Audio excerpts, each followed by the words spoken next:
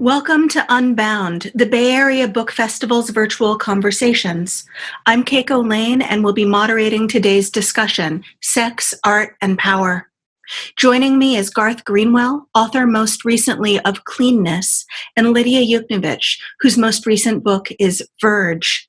We'd like to thank CIIS, California Institute of Integral Studies, for sponsoring this session. Lidia is the national best-selling author of the novels The Book of Joan and The Small Backs of Children, winner of the 2016 Oregon Book Awards Ken Kesey Award for Fiction, as well as the novel Dora, a Head Case, the memoir The Chronology of Water, which was a finalist for a Penn Center USA Award for Creative Nonfiction, and the winner of the Oregon Book Awards Reader's Choice, a critical book on war and narrative, Allegories of Violence, and the short story collections Reel to Reel, Liberty's Excess, Her Other Mouths, and, just released this year from Riverhead Books, the short story collection Verge. She is the founder of the writing workshop series and space in Portland and online, Corporeal Writing.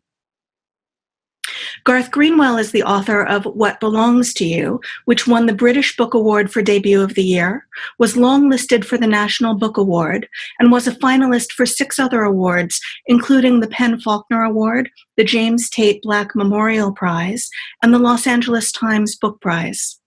A New York Times Book Review Editor's Choice, it was named a best book of 2016 by over 50 publications in 9 countries, and is being translated into a dozen languages. His new book of fiction, Cleanness, was published in January 2020 and was named an Indie Next selection and a New York Times Book Review Editor's Choice. And if the flood of glowing reviews are any indication, I suspect that Cleanness will be on most of the awards lists this year. I could say that this conversation started in 2015 when Garth Greenwell published an essay in The New Yorker called The Wild, Remarkable Sex Scenes of Lidia Yuknavitch, where he wrote, "But the genuinely subversive and challenging aspect of Yuknavitch's work is her foregrounding of the body, and especially her presentation of sex. Yuknavitch forces us to see the body in all its physicality, its flesh and fluids and excretions, and she depicts scenes of sex, including fetishistic and masochistic sex, that are brutally visceral. Yuknavitch's sex scenes are remarkable among current American novelists, not just for their explicitness, but for the way she uses them to pursue questions of agency, selfhood, and the ethical implications of making art." And I would assert that the same questions are raised in Garth's writing. Their work makes a kind of braid, a conversation, asking questions that the other picks up in implicit and sometimes explicit exploration. I could also say that the plans for this conversation started earlier this year when Lidia and Garth were on book tour with their newest books at the same time, sometimes in the same city, but never in the same room. And of course, we aren't exactly in the same room now, though we were supposed to be. And I want to start there. So, Lidia and Garth, in this time of COVID-19, how are you both? And how are you experiencing this time? I wonder about that as writers whose work explores so much about bodies in physical relationship with each other. And I wonder what the questions are emerging for you about that in this time, as well as in your teaching. Well, I would say that I'm well enough on a spectrum of how we're all doing or not doing. And I would also cop to the fact that as a card-carrying introvert, the space of aloneness and the space of being closed in, and this phrase lockdown, is also a familiar imaginal realm and a realm of being that's quite familiar to me. And even though it's not entirely popular to say, beloved to me, this kind of space of aloneness. And at the same time, the outer shell of suffering and fear and not knowing what's next, that's displacing so many of us and everyone we love, and even people we don't know that we're coming to love, is like that vibrating shock around you, omnipresent all the time. And like everything else in life, those two kinds of being are happening right on top of each other in a sort of more stark and amplified way. But the short answer is I'm well enough. How are you two? Yeah, I mean, for me too, it's a moment of real dissonance, because on one hand, there is, the sleepless nights, the anxiety, the really unbearable, excruciating shame of having the extent to which we're living in a failed state be so starkly revealed and with such devastating sort of consequences. So there's all of that and the fear and the uncertainty. And then on the other hand, there's a sense of, how lucky I am to, to be able to shelter in place, to have a job that can translate online, and more than anything else, to have an art practice that is, as Lidia says, that is suited to solitude. I have so many friends who are musicians and whose work depends on the corporeal presence of others. And who knows when we'll be able to gather together in the hundreds to make music and listen to music together. And, that would be devastating to feel cut off from art. I'm so grateful that I can still sort of be in touch with the thing that is central to my sense of value.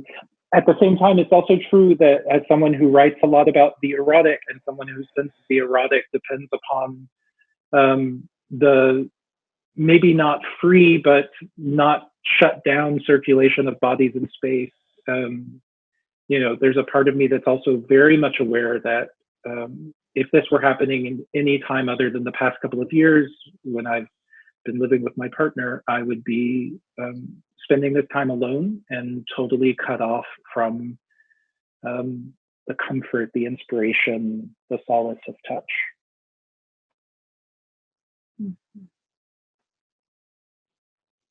What has teaching been like in this era? Well, for me, it's been uncomfortable. I don't have a regular job. I don't have a home institution. So this semester, I've been a visiting professor at the University of Iowa Writers Workshop, and I'm so grateful for that because, as with every other writer, all of my usual sources of income just stopped when sort of travel became impossible. And so I'm so grateful to have a salary this semester, which is a weird circumstance for me. But it also, I think that's part of the reason why teaching on Zoom, it's been difficult. Teaching for me, I do like to be in a room with other bodies, and I feel like I'm able to communicate much more freely, and especially to sort of hear them communicating much more freely when we're in the same room. But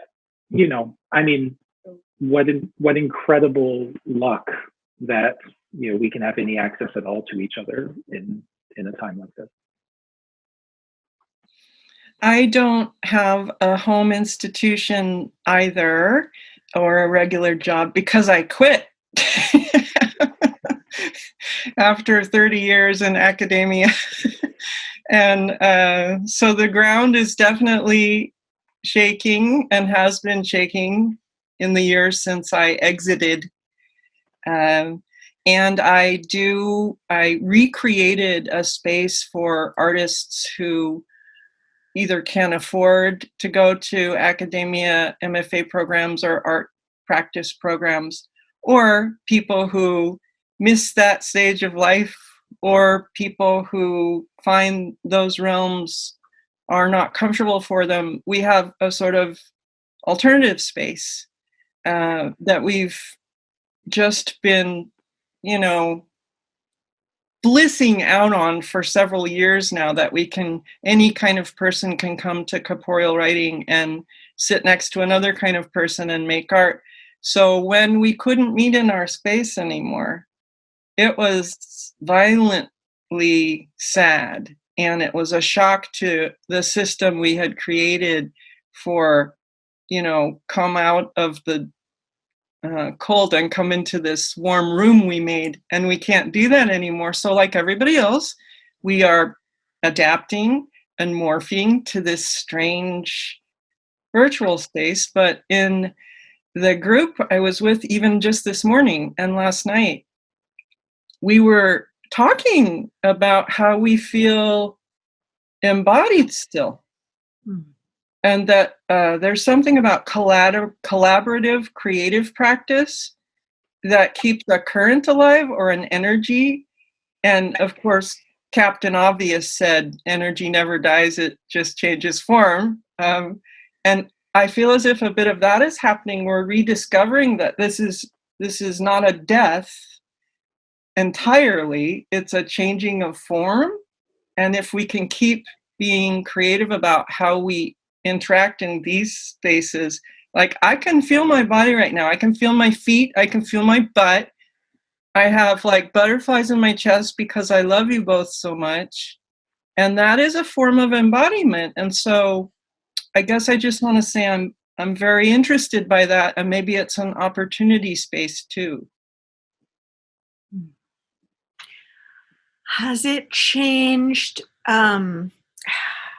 how you are reading or writing yet? Or do you think it's shaping the kinds of conversations that students are having about their work or their ways of being with other people's work? I don't know if you're running into this, Garth, like I am, but there's a lot of gratitude and a little bit of whimpering and some crying. And you said this a second ago, that we're lucky this technology exists, even though it's also a cesspool, right? It's both. But I'm running into like some shaking and some crying and some sharing of work that feels very much more urgent. Like, I made a thing, even though I'm scared right now, a quivering. I keep coming back to that word. Is anything like that happening in your world? Yeah, I mean, I think, another thing I feel grateful about is having a community of writers right now, student writers, and, just if only to be able to talk amongst ourselves about how difficult it's become for us to write, and how difficult it is, that sort of looming question of what it would mean to address this moment, what it would mean to sort of say anything adequate, how we can escape the trap of that question in and of itself. Right. And I do think it's affected my reading in some kind of obvious ways. Like I've been turning a lot to the literature of, on one hand, a previous but also ongoing pandemic of AIDS, and looking at the literature of the early AIDS crisis. And, for all of the obvious ways in which politically, scientifically, it's difficult to see what could be made of a comparison. There's such different situations, but affectively, the feeling, reading Andrew Holleran's essays from the early years of the AIDS crisis, and sort of just the sense of fear, the sense of sort of rage at a faltering government.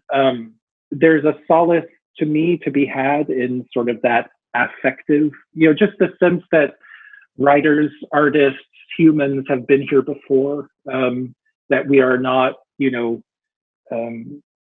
resourceless in experiencing something unprecedented. There's a comfort in that for me. So that's a way in which definitely my reading has been affected. I've been reading and writing like a mad woman. Or I saw someone with a T-shirt this morning that said henchwoman. I like that. I think I want to be a henchwoman. reading voraciously, going back to novels that gave me solace in other times of national or personal or international crisis.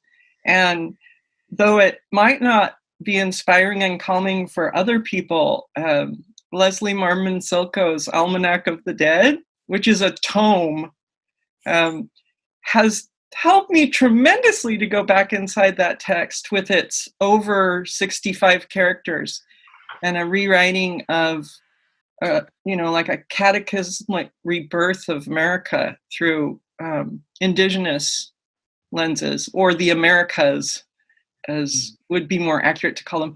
And another book that scares most people, scares them to death, Kathy Acker's Empire of the Senseless, suddenly seems like a documentary.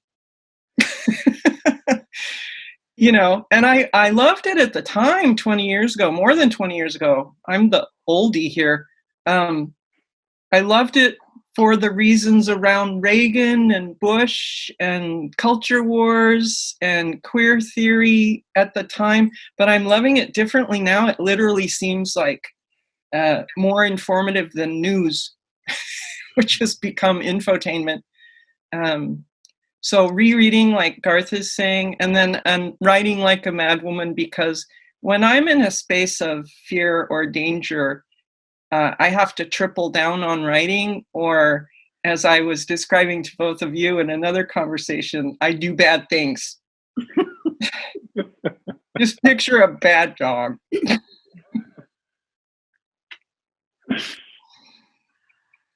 I'm so glad you're writing. It sort of gives me hope. I'm not writing fiction, but it makes me feel much more hopeful about the world to know that you are. Back at you. One of the things that we had talked about doing that I think I would like to have us do now is a little bit of reading. And of course, often at events like this, people read some section of their own work.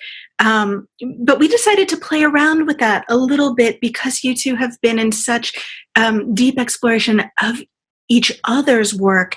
And so we were going to have you each read from the other some sections or a section that speaks to you or that you associate to in the context of this conversation that we're having about bodies, queerness, and embodiedness. So I don't know who would like to go first, but I would love to have us do that.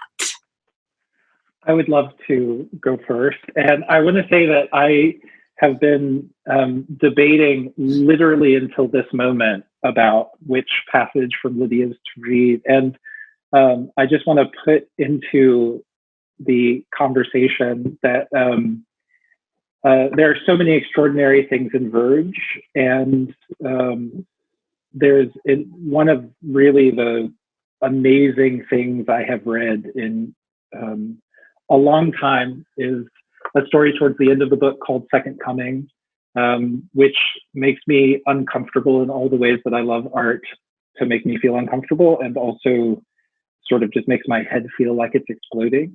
So please run and read that right away. But what I'm going to read for this conversation is kind of a classic passage that has become really a touchstone for me from The Small Backs of Children, which one of the reasons it's on my mind is that I just taught it in a seminar I'm teaching at Iowa this semester called Some Recent Queer Aesthetics.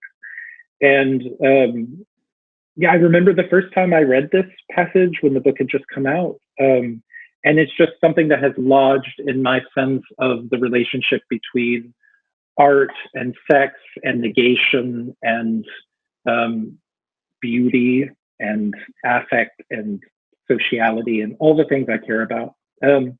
I don't think you need to know anything except this is an artist. Maybe that's all you need to know. Okay. And he's trying to work himself up to paint.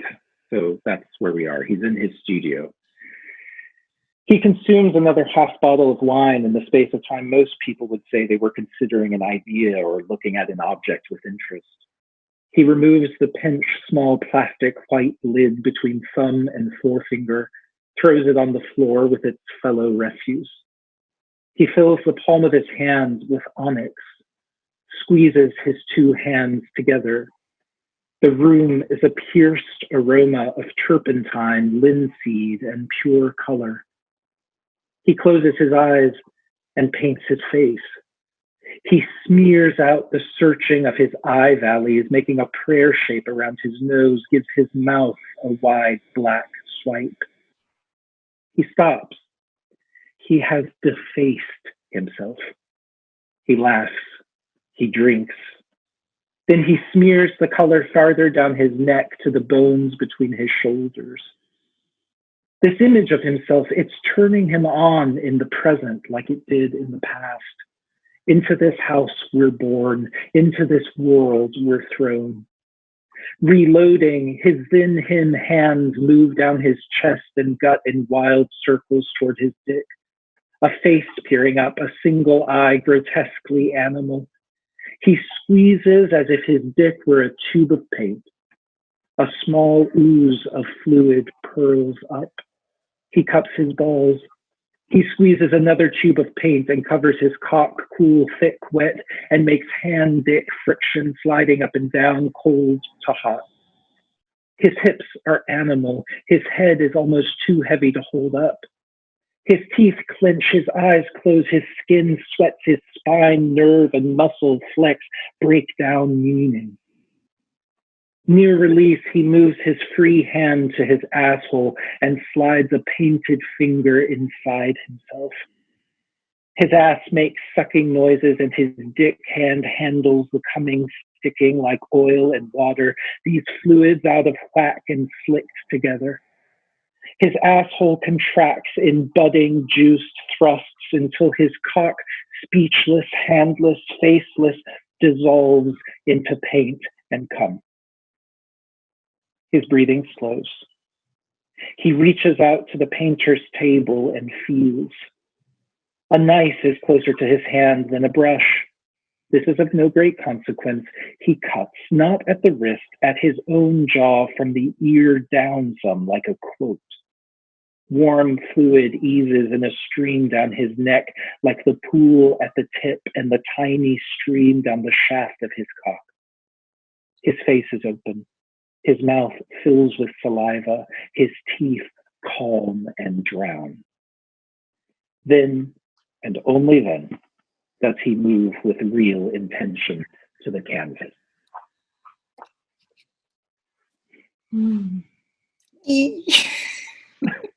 So good. It's such a good passage.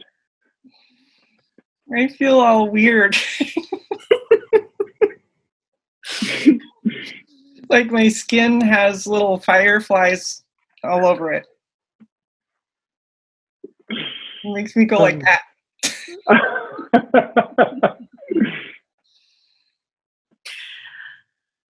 Lidia, have you heard other people read that book before? No. I think that's why I feel like I have fireflies all over my body. I mean, that's sort of rare to hear your own writing coming out of somebody else's body. Mm-hmm. It's rare for me anyway. And as a writer, you're hoping, or I'm hoping, that a reader will feel it in their body. And so that was just a real highlight of my life. That moment.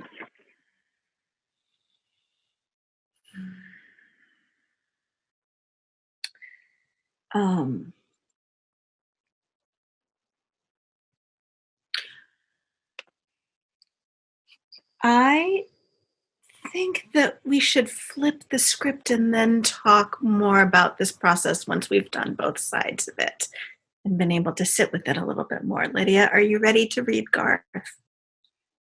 I am. And let's also, if what I'm going to read goes longer than we want, someone can try and curate that. Okay? That's for our fearless leaders in the background. The people behind the curtain. Yes. But I have to. So there's that. And this is a sequence I've chosen because the character, it's from Cleanness, and the narrator has moved toward a scenario he thinks he wants. He is moved by his desire and hunger toward something he wants. And the scene plays out and he gets what he wants. And then it goes beyond what he wanted. And the reason I have to read all the way to the end of this chapter is that the reversal at the end of the chapter in terms of wanting and not wanting, and power and who has it and why, and hunger and being satiated, it makes a turn that is so brilliant and also evocative of many other places in the book where a power turn takes place around sex, violence, and desire. That's my lead in. He stepped off me then, moving behind me with the leash still in hand, and I tried to rise, lifting my chest both to slacken the chain and to rise to my feet, to stand for the first time in what seemed like hours. As I began to get up, I must have shifted my knees apart. I must have moved in a way that opened myself to his foot, which struck me now hard between my legs, so it wasn't the chain that choked me, but pain as I fell forward without a sound, unable to breathe, stripped clean of the will I had been gathering back in scraps. My arms collapsed and I fell forward and curled into myself in animal response, but he didn't let me curl into myself. He fell on top of me. He pushed or shifted me until I was available to him again, so that beneath pain and sharper than I felt fear, a rising pitch of fear and protest and a terrible shame.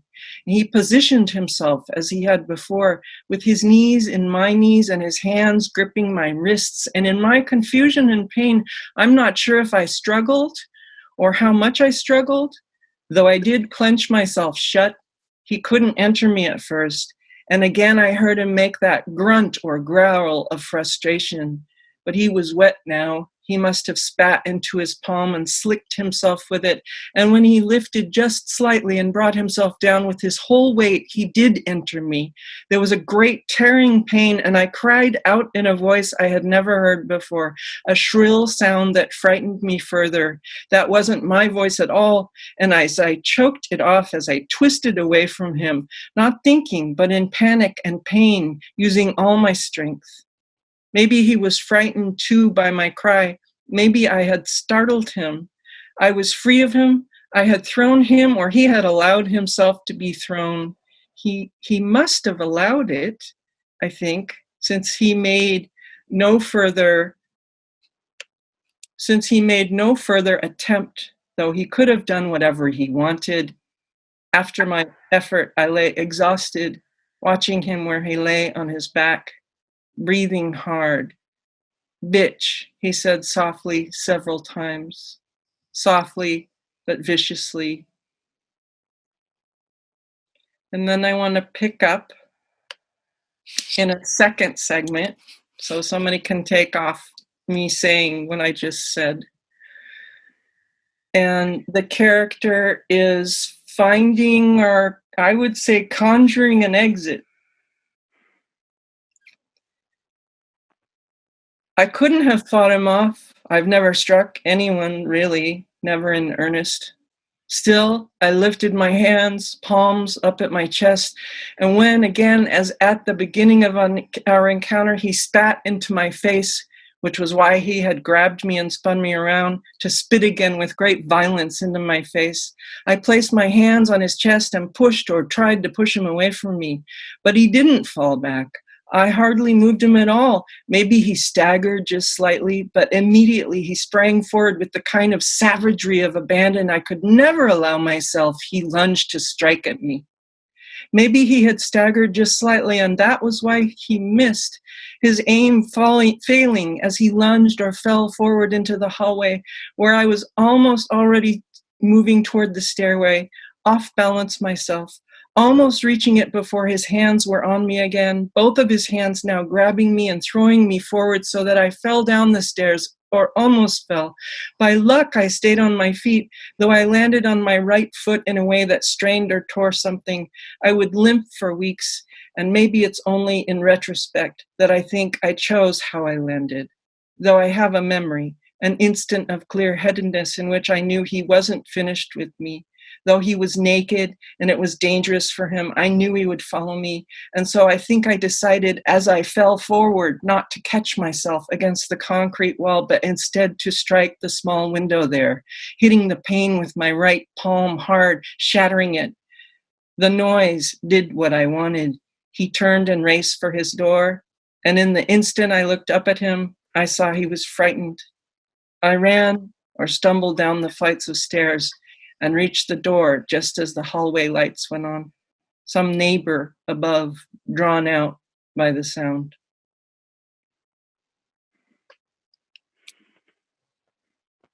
Thank you for reading that, Lidia. That was beautiful to hear you read that. I would like to read the entire book aloud to everyone, everywhere. Let's do that. Let's have a party sometime just with lots of vodka and we'll just read each other's books. You got it. That sounds great. I'm in. I would like to be in the audience of that party. One of the things that both of you really take on, and in some ways I think it is what makes both of your work for me so much about queerness, is not so much about what bodies look like or what bodies can do with each other, but the question about the relationship between desire and pleasure and the taboo. And that often when those things are combined, there's an expectation that the organization of the writing is about trauma or about regret and a wanting to undo. And something that I think all of the work of yours that I have read, both of you, really is so incredible at holding this question of ambivalence, and of ambivalence not being a negation of desire, and of the relationship between desire and power. And I'm wondering if you can talk a little bit about that.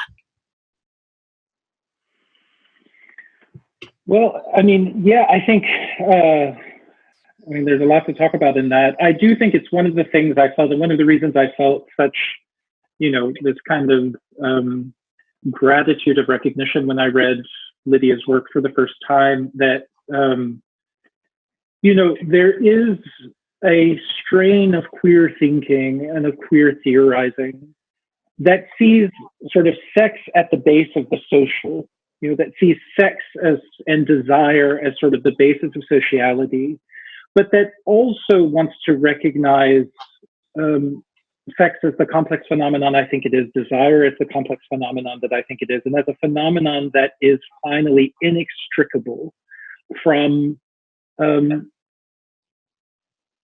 a desire for negation. So, instead of a sort of easy Freudian idea that sort of you have eros, which is the urge towards life, and thanatos, which is the urge towards death, I think queer people have always understood that, in fact, those two things are inextricably bound.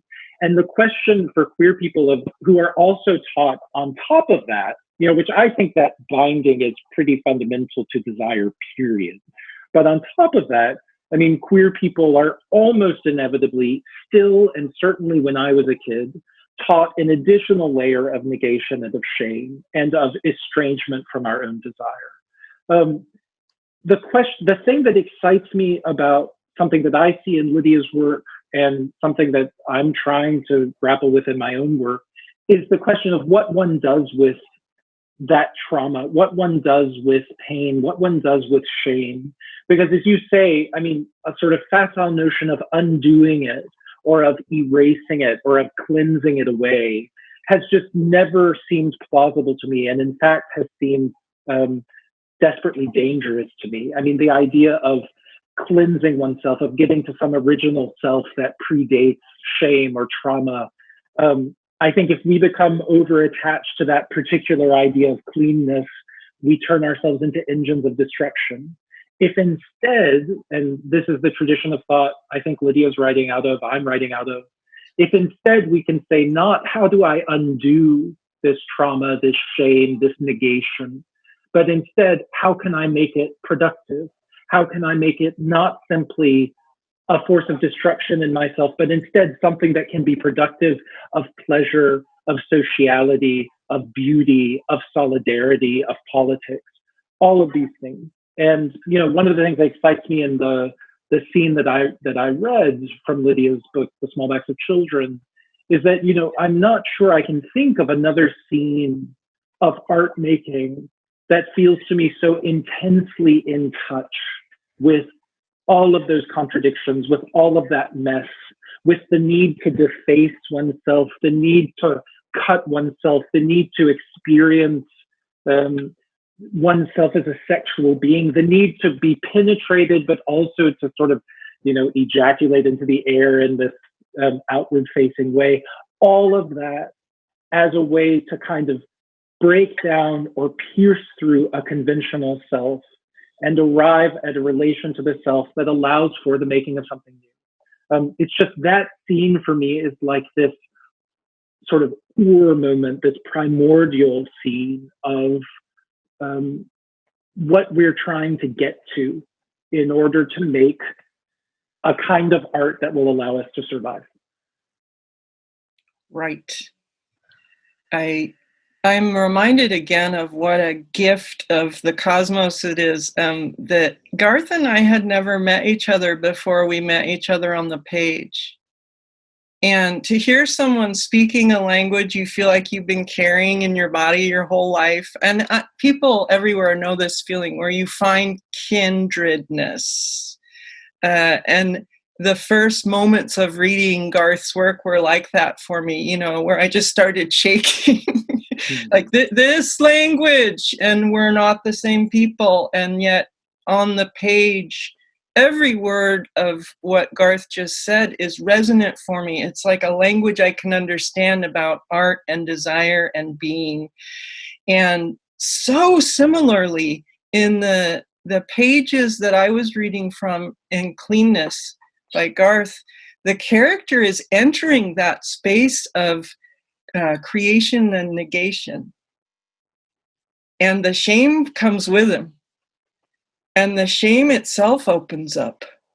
And this is why I have this question about whether or not the body itself, particularly in Eros Thanatos configurations, becomes an epistemological site where meanings are both negated, canceled, killed, and endlessly generated, as if something new could come. For example, just to plug into what Garth was just saying, as if something new could come from shame that moves beyond the sin and redemption as a recovering Catholic model, which I so agree, like standing O, agree with Garth, creates destructive beings.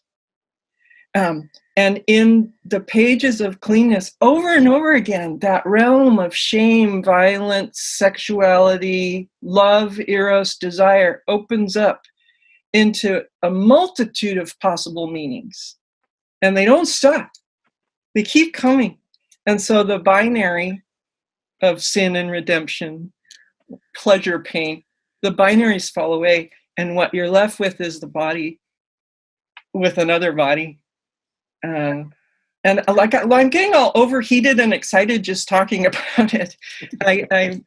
So that would be me riffing off of what Garth just said, and the pleasure of sharing pages with writers whose language you understand makes me feel like I actually have a body. Which, for someone who is surprised she's still here at 56, that her culture has not succeeded in destroying her, is probably the closest I come to bliss. Mm-hmm. I mean, everything you say is feels so true to me. And yeah, I mean, that idea, of course our bodies are epistemological sites. We have no unmediated access to our body. The minute we are in relation with others, the minute we're in culture, the minute we're in language, our bodies are inscribed with stories. And for many of us, those stories are intended or seem to have a desire that we not exist. Those are stories that actively desire our extinction.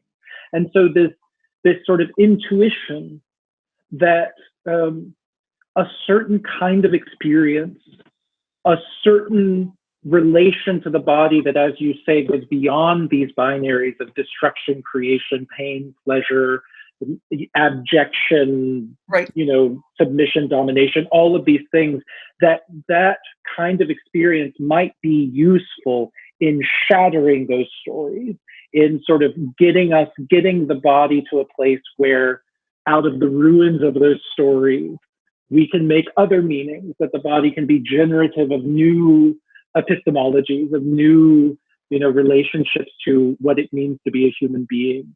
I'll say that another thing that really excited me in your work, and that I tried to write about the first time we met each other was when I published that essay in the New Yorker. We met each other on Facebook after that essay. And one of the things that amazed me was I really did think here is someone who is engaging with ideas and with traditions of thought that I don't see a lot of American fiction writers engaging with. And it did kind of seem to me, and I know that there are so many writers that I don't know, and that what seems like a blank on the map is really full of people who, I should be reading, and I'm ashamed not to know. But it did sort of seem to me that post Kathy Acker, there was a kind of gap in people who were exploring this stuff. Now, there is a tradition of exploring this stuff that to me seems tilted more entirely towards negation. There's a tradition of gay male thought that I might see embodied in a novelist who I admire very much, Dennis Cooper, that is finally, it seems to me, kind of anti-community, in some sense, anti-life. In some sense, it seems oriented towards death in a way that is not, while I admire these books very much, is not habitable for me. But what I love about your work and what is so inspiring to me is that it seems to me that you take that death-haunted tradition, this tradition of writing that comes down from Sade through Bataille, to people like Cooper. And yet, in your work, as I read it, this, refusal to turn away from death, refusal to deny death, refusal to deny this part of us that wants not to be, is somehow brought into what I think of as kind of humanist orientations that I feel are necessary towards community, towards being with others, towards ethics, towards what it means to be responsible to the other, that really finally align it to a sense of life that acknowledges and incorporates death, but is finally a commitment to life. I wonder, whether you see yourself in that framing at all. I not only see myself, I feel as if, the sentences you make give me a place to stand and feel present or seen or counted. And if we want to take this next part out because it's too personal, we can, but it's my answer to Garth's question. So I'll take a breath in case we just want to cut. I think my private orientation to the ideas you're talking about come from a very personal place, in that I had a daughter who was stillborn. And so she died the day she was born, and in the process of birthing. And though that is a sad story and has pain in it and pathos in it, I learned the largest lesson of my life in that moment of holding her, where the line of birth at a beginning and death at an end in some kind of linear form suddenly broke apart forever for me. And the line between pleasure and pain as a linear spectrum with two poles broke apart for me, exploded.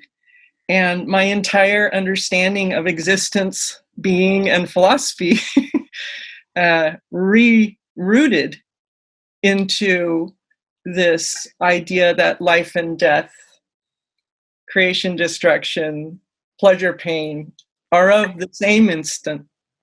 And so back to your conversation about what we're doing on the page and narrative traditions and narrative options as we move ourselves through being writers, for me, come from this space that is my body and this death that came through me and this day I became a writer from it. My solution to the grief and loss was making art. And this is where I step into your sentences, because I rejected the idea of nothingness as just nothingness. And I went to the bottom of the ocean of grief and depression, and I still do sometimes, but I am of the opinion, if we're not here for each other and the planet and everything on it, then I would have exited earlier, a long time ago, when I had the moment in front of me. And so I'm one of the most optimistic writers I know, weirdly. Even though my mother to her death said, "Why don't you write a happy story, Lyd?" I'm like, they are happy. They are. Absolutely. Absolutely.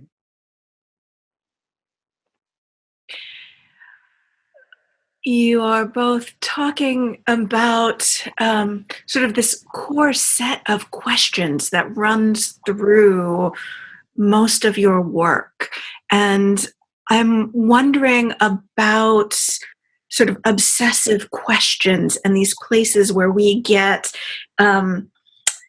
stuck or fascinated or continue to return back to. I'm interested in that as an artistic process and what it means to return to moments or questions or narratives or scenes in multiple pieces of work.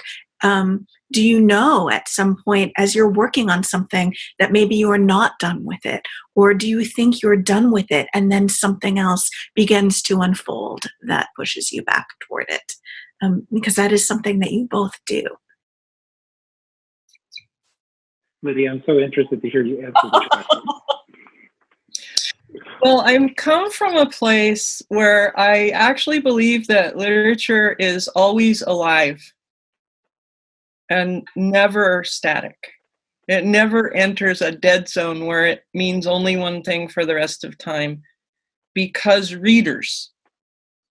And so literature is always alive and always in flux and always fluid and always changing, partially because it is in relationship with readers. That's the humanism element. To admit that and to even long for it is the humanism element. But every time I personally make a little ditty, a story of some sort, they all seem like pieces of something bigger than me, that I am contributing the tiniest sediment to the larger world of making art and storytelling and poetics. I'm putting my little sediment into a thing that existed before I was born and will go after I die. And my aim with the sediment is to help it move, to be in the surface of other sediments, to make the whole alive, stay alive. And so I will write stories that make second comings in other work. A big example is that the anti-memoir I wrote, The Chronology of Water, and the novel, The Small Backs of Children, share source material. They cross-pollinate all over the place. and readers who've read them both notice it because it's not even subtle. That's one example. Another thing that happened in this most recent short story collection, Verge, it has stories from my past, it has stories from my present, it has remixes, it has recurations, it has brand new things. And for me, that is part of being a writer in the world in my time, is to keep the storytelling alive. And so those are two examples of it. And I feel most alive in my own artistic practice when I can touch the vibrating motion of literature as the thing bigger than me, always bigger than me, always more important than me, always knows more than me. And I'm putting my little sediments here and there. It's such a beautiful metaphor for something I feel too, that yes, sort of, whatever I'm writing, that whatever my intention or my agency or my will is in writing it, that intention, agency, and will is in conversation and negotiation with things like a tradition, things like syntax, things like, the sexual communities I write about and was formed in. In all those ways, I do think, being an artist, the reason we make art is because it gives us the feeling of being in touch with something larger than us. And one hopes that there's reality to that feeling. I mean, I'm really drawn to artistic projects in which you have, like a book that is an independent, autonomous thing that has its own integrity, you hope, that is sort of formally well wrought. And yet that also can be porous, can be open. So the relationship between my two books, What Belongs to You and Cleanness, is that, I hope. They can be read independently, but they also, it's not that one's a sequel or a prequel, but they intermingle. And that is kind of magical to me. I mean, a feeling of sort of, each book being its own thing, and also like a chapter in an unfolding project. That I like very much. And also, and porous, not just with my own work, but also, porous with Giovanni's Room and Mrs. Dalloway and, Kathy Acker and Lidia Yuknavitch and Carmen Machado, porous in the sense of part of its meaning comes from being part of a conversation that spans centuries and continents and languages and traditions. Secular amen. Secular amen. And as you were both talking about the ways in which your work is in conversation with other literary work and written work, I'm wondering also about other arts practices and other body practices and how those are also in conversation with your writing. I know that you both have backgrounds with poetry and lyricism. That Lidia, you have said at different points that being a painter might be really in some ways your truest art form. And Garth, that you come from a background in opera. And I'm wondering about how those things are also all in conversation. Yeah, I've been thinking about this a lot today because, my life was saved when I was 14 because a choir teacher in a public school in Kentucky heard something in my voice and started giving me voice lessons for free after school, and cassette tapes of operas and video tapes of opera, and gave this very lost, very much in danger kid who had just failed freshman English, sort of gave me art as something I could orient my life around. And I just got news that he passed away on Thursday, David Brown. And I've been thinking about just how I owe my entire life to him, and that, everything I am as a writer is due to the fact that this man had the generosity to introduce me to music. And music was my first education in the arts, and it is still the foundation. The sort of craft, whatever craft I have, whatever intuition I have about how you build things in words, comes from music and from having spent so many years as a singer. I saw your post on that, and I shed some solidarity and empathy tears. I understand that at a very dark time in my life when I was pretty young, and acting out, lashing out, troubled youth. There was a raspy alcoholic woman painter in her 70s, and I had befriended her, and I wanted her to let me come live with her. And she comes out on the porch with her cigarette. She's like, "No, you can't live with me. Wait here." And she came back out. She had a giant 5x5 foot stretched canvas. And she put that on the porch. And she put some cans of acrylic and 2 big, huge, like house painting paintbrushes. She goes, "There." And it's not that I created some great art from that, but I covered that first canvas with like angry paint and colors and what have you. And it was, I now see in retrospect, kind of what you're saying. It was the moment in which it came fully into my body that self-expression was an option beyond self-destruction. Mm-hmm. And it got in me forever. So I identify with what you're saying very much. Mm. And is painting still a part of your writing practice? Are they in relationship with each other now? Absolutely, but no one on the planet gets to see it. Except my son and my husband and one woman. But my son is an art major. Wow, that's so wonderful. So whatever seed was there bloomed where it should. We have just a few minutes left, and I'm wondering if, as we're talking about these obsessive questions and the pieces that we return to, if you would talk a little bit about what you're each working on now. I'll start because I have shared this with both of you already. I just turned in a novel manuscript, and hooray! Congratulations! Yay. So I am in the place of bracing for the storm that's probably coming, and also convinced it's monstrous, which is, as Garth said, exactly where I should be, because that's how it goes. That's right. Yeah. And I have bits and scraps. I know what the next book is going to be. I haven't been able to enter into that space and really start working on it.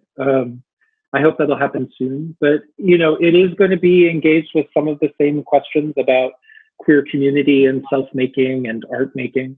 But also now about the American South and about not an American abroad, but in America feeling like an alien at home.